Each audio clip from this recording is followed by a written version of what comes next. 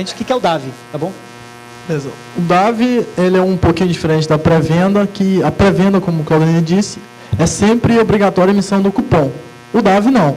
Desde que você armazene o DAV por um período de 5 anos, independente se ele foi cancelado ou se virou cupom. Esse DAV ele tem duas possibilidades de impressão, diferente da pré-venda que não tem nenhuma. O DAV tem a possibilidade de impressão maior que a 5, em impressora não fiscal, e em relatório gerencial. Lembrando que alguns estados, como Espírito Santo, Santa Catarina, não aceitam DAVs em impressoras não fiscais, só no relatório gerencial. O DAV também, diferente da pré-venda, você pode excluir itens dele, desde que, quando você importar ele para a emissão do cupom, todos os itens naquele momento que contém no DAV tem que estar no cupom. Também explicando aí já a questão da mesclagem do DAV também, que é diferente da pré-venda. Quando a pré-venda tem que emitir o cupom e cancelar a primeira, emite o cupom e cancela a segunda, e daí sim emite o cupom da terceira, o DAV simplesmente você dá um status de cancelado ao primeiro DAV, dá um status de cancelado ao segundo, e daí você cria um terceiro DAV, contendo os itens que você quiser do DAV 1 e do DAV 2. Já a pré-venda tem que necessariamente, obrigatório, ter os itens todos da pré-venda 1 e da 2. Então o DAV é muito usado para orçamento, né, e para esses outros itens. E aí tem uma coisa muito legal que você comentou, que diferencia muito bem o DAV da pré-venda, não é isso? Perfeitamente. Pré-venda sempre vira cupom. Correto. O DAV nem sempre vira cupom. E não é obrigatório virar cupom sempre. Ok? Então a pré-venda é obrigatória virar um cupom. O DAV não. Tá? O cara chegou, pediu um orçamento. Ok? Você imprimiu, não é isso? Correto. Ou num gerencial da impressora, ou numa impressora comum, conforme o Denison disse, de no mínimo A5. No mínimo A5. No mínimo A5. Quero levar esses itens aqui. O DAV já pode virar um cupom direto? Pode. Pode. O DAV pode virar uma pré-venda? Pode. E a pré-venda vira um cupom? E a pré-venda vira um cupom. Perfeito? Então tem esse trânsito aí. Aí alguém pode virar e pensar assim, não, mas então só vou usar o DAV. Show de bola, né? Porque o DAV é show, né? Só vou usar o DAV. A dica, pessoal, é a seguinte, você pode até usar. Na hora que você for homologar, você vai colocar no xizinho lá, se você faz DAV e pré-venda, legal? Se chegar numa fiscalização e identificar muito claro que o teu processo é de pré-venda, ok? E você está fazendo com DAV, fica ruim explicar, né? Não, é que... entendeu? Então, assim, veja bem como é que é o processo do estabelecimento, né? Cara, isso aqui não tem jeito, isso aqui é uma pré-venda, ok? Então, deixa eu trabalhar com uma questão de pré-venda.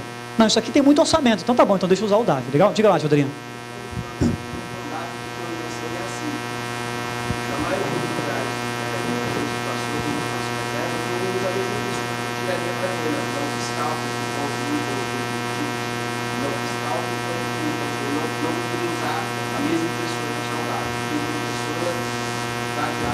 Ou uma impressora fiscal. Que aí você pode usar um gerencial, né? Mas aí fica muito caro, né? Isso é... Não. Isso é porque o fisco não quer que se confunda, né, com o tamanho do cupom fiscal. Não quer que o cupom, esse não fiscal que você emitiu, se assemelhe ao cupom fiscal. Porque nem todo cliente pede cupom. Exato. A5, isso é um item que a gente está começando a dar uma trabalhada. Boa, você é um cara esperto. Diga lá, doutor. Já vou aí já, diga lá.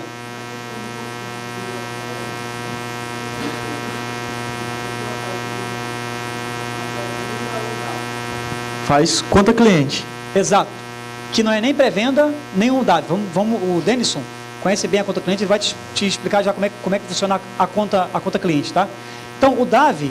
ele pode ser ou na impressora fiscal ou numa de no mínimo A5. Tá? E o DAV pode virar pré-venda, o DAV pode virar cupom fiscal e boa.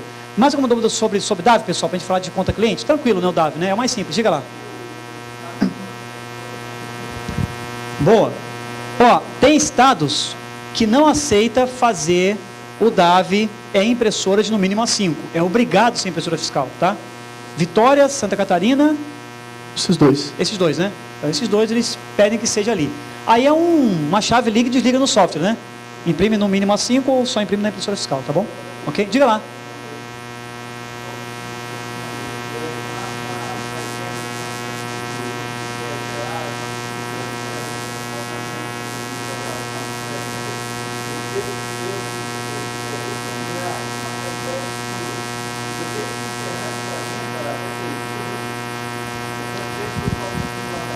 Boa. Boa. É. Boa. A tua pergunta é boa e me traz aqui a necessidade de explicar algumas coisas. Nós temos um cliente chamado Armazém Paraíba, que é o Logopaf, usa mais de 800 impressoras da Aruma, e assim, vários casos de cliente que teve que mudar um pouco a filosofia. Por exemplo, você comentou uma coisa assim, que eu gero um pedido que é uma pré-venda. É natural isso, tá? Não tô criticando, não. Isso, exato. É que aí que tá, moçada, ó. Pedido não é uma pré-venda. Legal? É mais encaixado como se fosse um DAV, um orçamento. Então, não é a pré-venda em si. Nesse caso dele, que é muito legal esse exemplo que ele deu, ele faz o cupom para entrega futura, certo? Então, assim, entrou dinheiro, tem que fazer o cupom. Não tem jeito, né? Você não faz o cupom? Não? É o carinha de camisa amarela no meio do palco, ele não faz cupom. Aham, claro.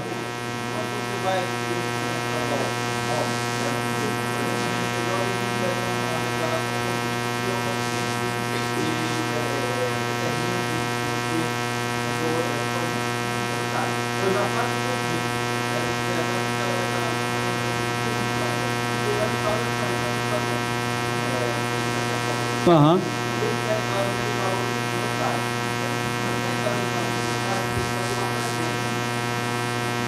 Não necessariamente você precisaria, não.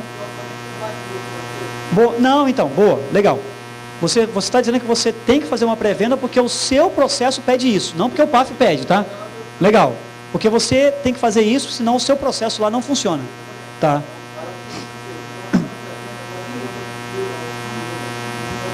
Claro. E aí pode ter passado mais de 3 dias, né? É. Entendi.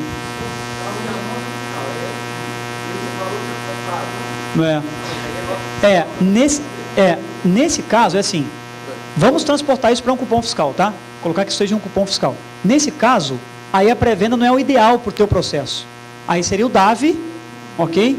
Conta cliente não, porque é bar, restaurantes e similares, né? Perfeitamente. Aí seria o DAV. Aí você teria que mudar um pouco o seu processo para usar um DAV, né? Você emite lá entre aspas, um pedido, um orçamento numa impressora de no mínimo A5, na própria impressora fiscal no gerencial e vai para o teu financeiro, exato, tá bom? Perfeito? Só uma questãozinha aqui, essa questão de gerar o financeiro sem ter o cupom, não pode não. Viu? Tem que ter o cupom fiscal, né?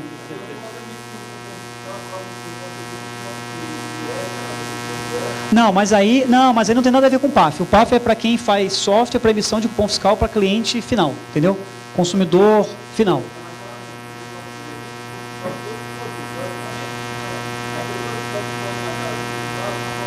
Entendi.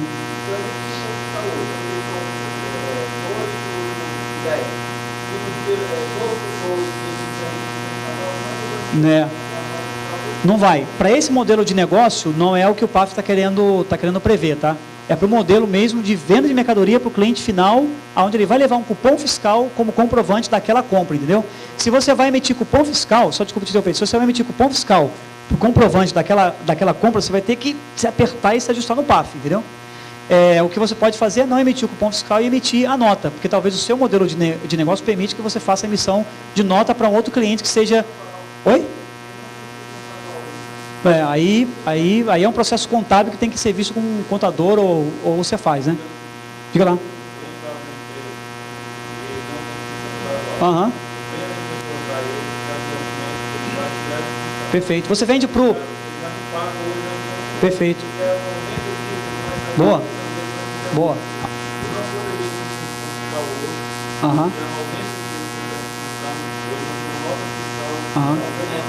Não, você sabe por quê? Quando você vende a impressora, você não vende para o João, você vende para a padaria do João. E isso não está previsto no PAF, é para cliente final, entendeu? Nota vinculada à empresa, exato. Perfeito? Tá? Vamos falar de conta cliente? Claro, diga, claro. Não tem. Ó, boa, essa é uma outra diferença entre a pré-venda e o DAV. A pré-venda tem timeout, o DAV não, né? Perfeito. Perfeitamente, separado. O DAV tem sua numeração sequencial, independente do título, pode ser ordem de serviço, pedido de entrega, orçamento, a mesma numeração.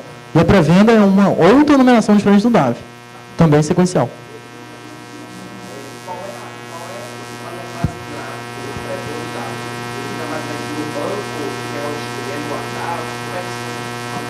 No banco.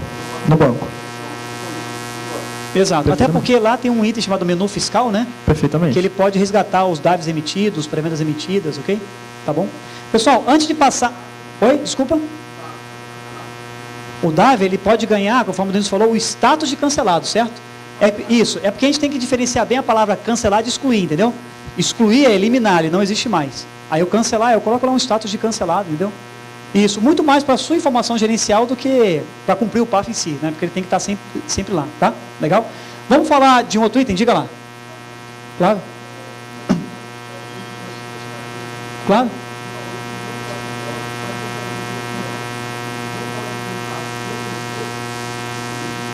Não, ele falou que não pode ter um DAV gerar um movimento financeiro sem um cupom fiscal. Isso. A princípio sim, mas se não entrou dinheiro, a preocupação do Denis aqui é a seguinte, ó. Quando ele falou que gerou movimento financeiro, você ficou preocupado em entrar dinheiro e não ter cupom, né? Perfeitamente. Essa é a preocupação. Agora, se você faz um DAV, um orçamento, não entrou dinheiro, e você quer jogar lá para o seu módulo financeiro, sem problema algum. A questão é, se entrar dinheiro, tem que passar pela impressorinha fiscal. Beleza? Tá bom? Vamos passar para o próximo item, pessoal. RSA, antes de falar de conta cliente, tá? Que é a assinatura digital. Me dá uma ajudinha aqui, Alexandre. RSA. Pessoal, o PAF pede para você poder assinar cada arquivo que você gera, que o PAF exige que você gere, ok? Então, por exemplo, você gera Sintegra, você gera Tucotep, você gera movimento por ECF, tudo isso são arquivinhos, né? Então tem um arquivinho aqui que você vai gerar, é um .txt, tem outro arquivinho aqui que você vai gerar, que é um .txt, tem outro arquivinho aqui que você vai gerar, que é um .txt, beleza? Então o PAF tem essas opções lá, tá? Ele fala assim, tem um menuzinho lá, tem um teste que o Denis sustenta, fala assim, gera aí para mim um movimento por ECF, aí você vai gerar, vai abrir o arquivo, beleza, ok? Então tem esses testes que são feitos para geração de arquivos. O PAF exige que esses arquivos sejam assinados digitalmente, ok? Entra a assinatura digital com o algoritmo RSA, que é o que é mais usado, na verdade é o único que é usado hoje. Essa questão da assinatura digital por RSA, ok? Ela é um item que era um pouco desconhecido da automação comercial. E aí poderia gerar um pouquinho de dificuldade, né? Porque quando você vai gerar um algoritmo RSA, você usa muito questão de logaritmo, de expoente, e tem linguagens que não tem o ponto flutuante do ponteiro do inteiro tão grande para trabalhar. Ok? Por exemplo, COBOL. Quem programa em COBOL aqui? Você ficar com vergonha não, pode levantar a mão. Ninguém? Então, tem COBOL, Clipper e outras linguagens que são muito estáveis, lógico, mas não tem aí a capacidade de processamento inteiro necessária para poder gerar um algoritmo tão pesado como o RSA. Ok? E aí, o que acontece? Então, guarde isso que eu falei para vocês no lado esquerdo do cérebro, ok? E eu vou explicar para vocês um pouco aqui o RSA, como é que funciona. Então, tá aqui, ó. Aqui você tem um algoritmo RSA, que é uma sequência de zeros e uns que alguém programou, ou você mesmo programou no seu software, ok? Que é o que faz aqui a criptografia, a assinatura em si. Legal? A assinatura não deixa de ser uma criptografia, tá? Então, ele vai lá e criptografa, fecha aquilo ali e te entrega uma chave. Dentro tá aqui, ó. Essa chave é prova de que isso aqui que você me mandou, se for alterado, eu vou saber. Beleza? Joia? Aí, o que esse cara precisa para trabalhar? 3 coisas. Ele precisa de uma chave pública, uma chave privada, e ele precisa do dado que você quer esconder aqui. Ok? Então pode ser o seu nome, seu endereço, alguma outra coisa, qualquer informação que você queira criptografar. Esse algoritmo, junto com essas 2 chaves, ele vem aqui, tranca, essa informação tranca e te entrega, né? Ok? Está aqui, ó. Isso aqui é a prova de que se essa palavra que você mandou eu guardar aqui, alguém mexer do outro lado, quando você for abrir, não vai. Ok? Porque o cara mexeu. Legal? Isso, a grosso modo, é a criptografia RSA que o PAF pede. Bom, como é que eu gero chave pública e privada? Aí nós criamos a seguinte coisa. Tem um tutorial, você consegue mostrar o STK para nós?